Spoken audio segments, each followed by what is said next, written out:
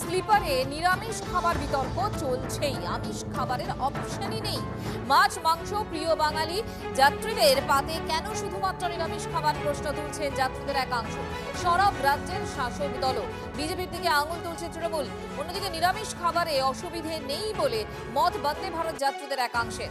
গতকাল থেকেই বাণিজ্যিকভাবে যাত্রা শুরু হয়েছে বন্দে ভারত স্লিপারে। প্রথমবার ট্রেনে উঠে নিরামিষ খাবার খেয়ে কি বলছেন যাত্রীরা, শুনুন।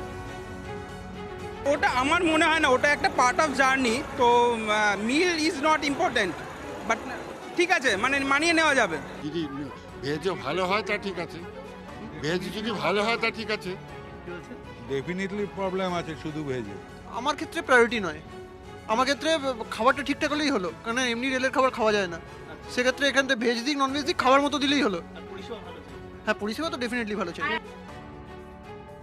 পুরো দাম দিয়ে তো টিকিটটা কাটতে হচ্ছে, তাহলে পছন্দের খাবার কেন পাওয়া যাবে না?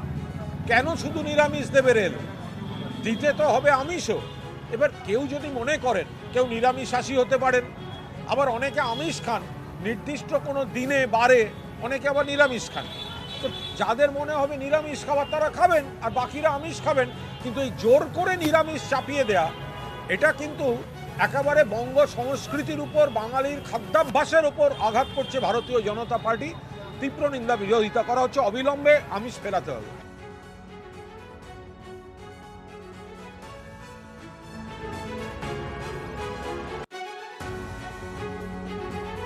নিরামিষ বিতর্ককে অবশ্য বিশেষ গুরুত্ব দিতে নারাজ বিজেপি। বাংলা থেকে ট্রেন যাবে আর বাঙালি মাছ খাবেন, এটা হতে পারে?